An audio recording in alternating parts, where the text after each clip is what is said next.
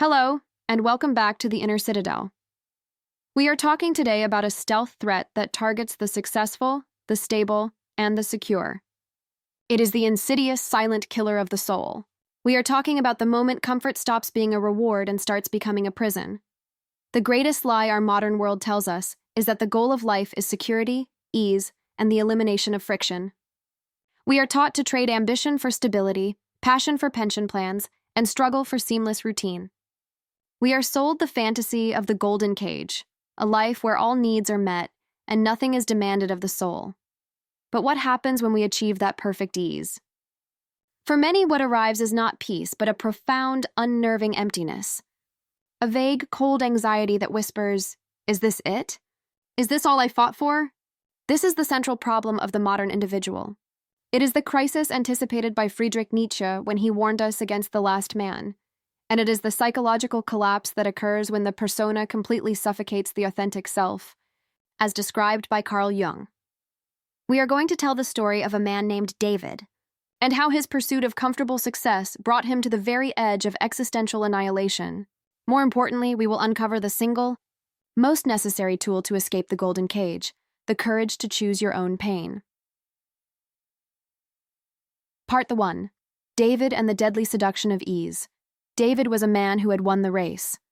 By 45, he had the corner office, the beautiful low-maintenance home, the paid-off cars, and the predictable family vacations.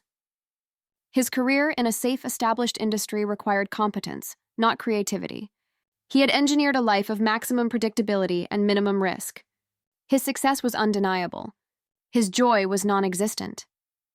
The engineered life David's life was built like a fortress against surprise. Every variable was managed.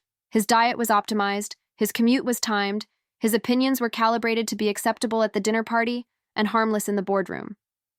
He had successfully eliminated all sources of external friction. But in eliminating friction, he eliminated the need for courage. Psychologically, this is where the trouble begins.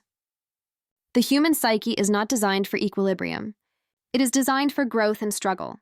When the external environment stops demanding growth, the energy doesn't simply dissipate. It turns inward, becoming corrosive. David began to suffer from a vague, shapeless depression. He experienced anhedonia, the inability to feel pleasure from previously enjoyed activities. He was successful, but he felt like an imposter. He was safe, but he felt dead. He would often lie awake at night, gripped by the sudden, terrifying realization that his life, so perfectly executed, felt like it belonged to someone else. The Nietzschean critique, the last man Nietzsche, writing in the late 19th century, saw this coming. He coined the term the last man, the inevitable product of a civilization that prioritizes comfort and security above all else. The last man is the one who has killed his own dreams for the sake of an easy life. He is complacent, cynical, and spiritually exhausted. He has traded the dangerous heights of self-overcoming for the soft, warm valley of conformity. The last man's motto is simple: we have discovered happiness. But Nietzsche's analysis is terrifying. The comfort of the last man is not happiness. It is the absence of vital tension. It is the dulling of the soul. David was the last man.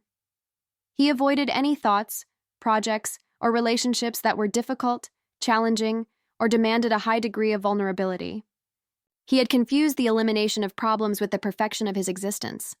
He chose to be an echo rather than an original sound. The tragic irony is that the comfort David fought so hard to secure was the very thing that was suffocating his soul. His life was not a celebration of security. It was a museum of missed opportunities. Part 2. The psychology of the golden cage, to understand how comfort kills. We must turn to Jungian psychology and examine the function of the persona and the shadow within a state of excessive ease. The persona's ultimate victory, David's persona, the mask of the successful, agreeable, low-risk executive, had achieved total victory. The persona loves comfort because comfort is predictable, and the persona exists to manage appearances and minimize social vulnerability.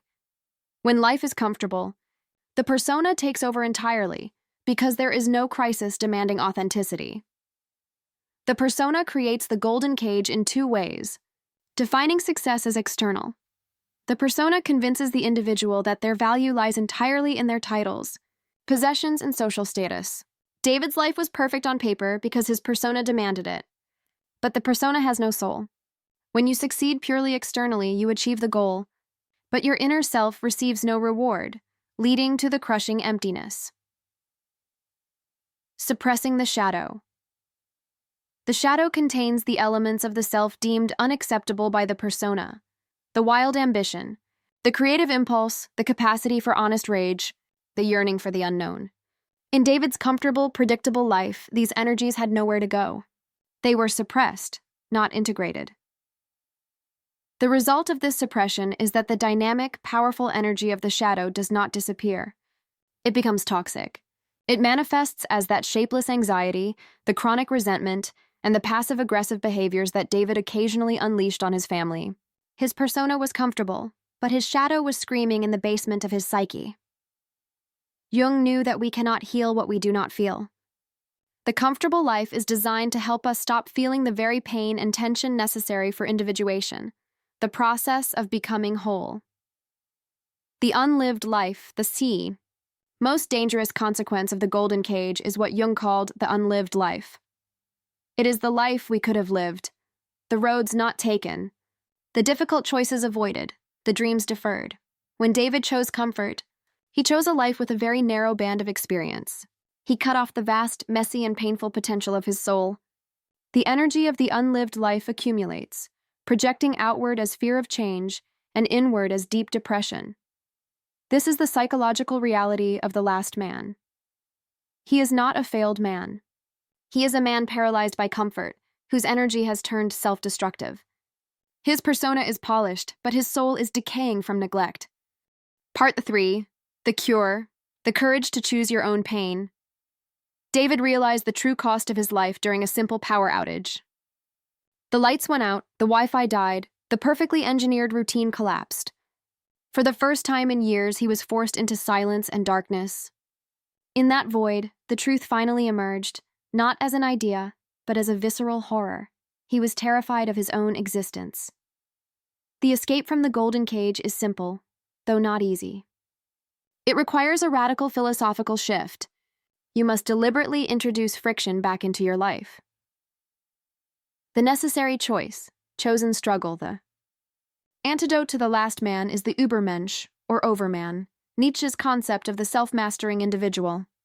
This is not a man of genetic superiority. It is a man who chooses his own values and actively seeks meaningful struggle. The moment David realized he had chosen his comfort, he understood the cure. He needed to choose his discomfort. This begins by defining the 3 essential areas where you must choose your pain. The pain of discipline, the pain of consistently doing what is necessary, even when motivation is absent. This is the internal friction of self-overcoming, e.g., getting up early to write, consistently exercising, maintaining focus amidst distraction. The pain of honesty, the pain of speaking and living your truth, which often means enduring social disapproval or conflict. This is the social friction of authenticity, e.g., setting a boundary, quitting the soul-crushing job, initiating a difficult conversation. The pain of expansion, the pain of learning a new, difficult skill or entering an unknown territory. This is the existential friction of growth, e.g., traveling alone, starting a new project that might fail, exposing creative work to criticism. David didn't sell his house and run off to the mountains. His chosen struggle was smaller, but total. He signed up for an intensive, difficult language course, forcing him to embrace the humiliation of being a beginner. This act was a declaration of war against his comfortable mediocrity. The practice of amor fati, the affirmation. Choosing struggle is only half the cure. The other half is affirmation. This is where Nietzsche's concept of amor fati, love of fate, becomes the ultimate tool for dissolving the inner anxiety created by comfort. The last man is constantly negotiating with reality. If only X were easier, then I would be happy. He regrets the past and fears the future. The person practicing amor fati says, "Whatever happens, I affirm it. Not just in spite of the pain, but because of the necessity of the pain." David learned to stop seeing his past failures, his missed chances, and even the depressing realization of his own complacency as things to apologize for or regret. He began to see them as the necessary material from which his current consciousness was built. When he failed a test in his language course, he affirmed the failure. Yes, this humiliation is necessary. It is the fuel for my growth. I choose this difficulty. This shift in perspective is the only way to heal the self-betrayal caused by comfort. You affirm that the comfort you sought was a necessary phase for you to discover the hollowness of external success. You embrace the past not as a mistake, but as fate. This radical self-acceptance instantly restores meaning, because you are no longer fragmented. You are whole, including your pain and your errors. The reintegration of the shadow. The final step in the cure involves the shadow. Once you commit to chosen struggle and affirm your fate, the shadow's energy is instantly transformed from corrosive anxiety into creative force. By taking risks and choosing difficulty, David's true authentic energy, the wild part of him that his persona had locked up, was finally given a job to do. The aggression, once channeled into petty resentment, was channeled into the intensity required to master the new language. The selfish ambition, once channeled into climbing the meaningless corporate ladder, was channeled into the will to power over his own mind and habits. The shadow does not want ease. It wants expression. When you live a comfortable life, your shadow expresses itself as neurosis. When you live a life of chosen struggle, your shadow expresses itself as passion and mastery. Conclusion: the danger of the easiest path. The tragedy of David's comfortable life was that he had successfully built a perfect external existence, only to destroy his internal world. He had confused the elimination of challenge with the perfection of being. The profound truth revealed by Nietzsche and Jung is that life is a dynamic tension. It requires both stability and chaos, both persona and shadow, both rest and struggle. To eliminate one side is to kill the whole. If you are currently experiencing that cold, unsettling exhaustion, despite having everything, it is not because you are ungrateful. It is because your soul is starving for friction. It is yearning for the dignity of chosen pain.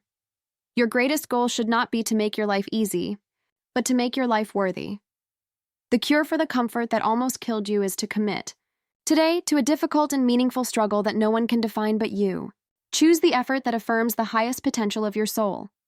Choose the pain that makes your life feel like your own again. Thank you for watching. If this examination of the Golden Cage resonated with you, I encourage you to subscribe to the Inner Citadel and join us as we continue to explore the courage required to live an authentic life.